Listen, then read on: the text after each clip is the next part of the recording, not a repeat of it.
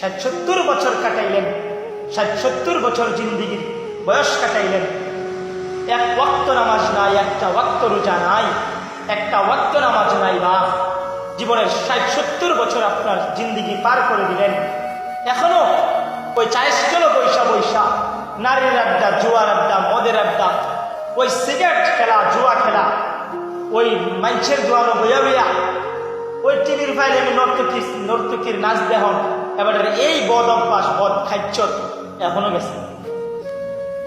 বদ অভ্যাস এখনো চেঞ্জ হয় নাই। তো আখিরাত চিনবেন কোন দিন? বলেন, কবর সাজাইবেন কোন দিন? আখিরাত সাজাইবেন কোন দিন? 60-70 বছর আপনার জিন্দিগির বয়স, এই জীবনটার মধ্যে 3 ছেলে বিদেশ পাঠাইছেন, 2 মেয়ে বিয়া দিচ্ছেন, সামান্য একটা বিল্ডিং বাড়ি তুলছেন, হ্যাঁ, গ্রামের মধ্যে ক্ষুদ্র জায়গা রয়েছেন, ব্যাংকের মধ্যে কোনো টাকা জমাইছেন।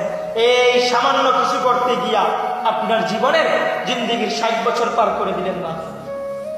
বলেন, আপনারা বলেন, জিন্দিগির 60 বছর আপনি এভাবেই কাটাই দিলেন, তো আখিরাত চিনবেন কোন দিন?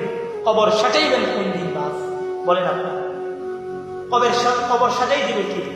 আপনার কবর কে সাজাই দিবে? বাস বলে, আপনারা বলেন, মুরব্বী বাপ, আপনারা বলেন, আপনার কবর কে সাজাই দিবে?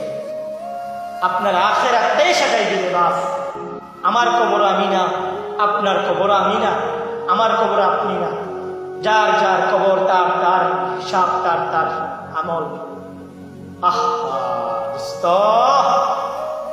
পরিবারের জন্য অনেক কিছু করে দিলেন, বাস খুদার কসম, আপনি 2টা চোখ বন্ধ করে দেখেন, দুনিয়ার সমস্ত সম্পদ আপনার জন্য বিষাক্ত হয়ে যাবে। আপনার না, দৈন্তার নো আকার না, তো আর কি? দুনিয়া সাজাইলেও আপনার মৃত্যু হবে, দুনিয়া না সাজাইলেও আপনার মৃত্যু হবে। আপনি ভিক্ষা করলেও আপনার মৃত্যু, ভিক্ষা না করলেও মৃত্যু। বাস মৃত্যুকে ভয় করেন।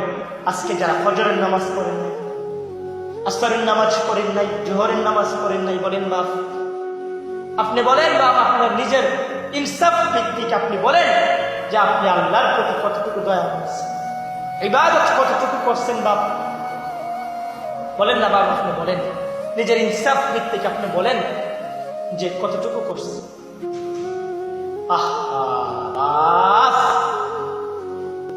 চিনলেন না, হাসর চিনলেন না, আখিরাত চিনলেন না, রাসূলকে চিনলেন না, আল্লাহকে চিনলেন না। গুনায় কোনোদিন তৃপ্ত করে না।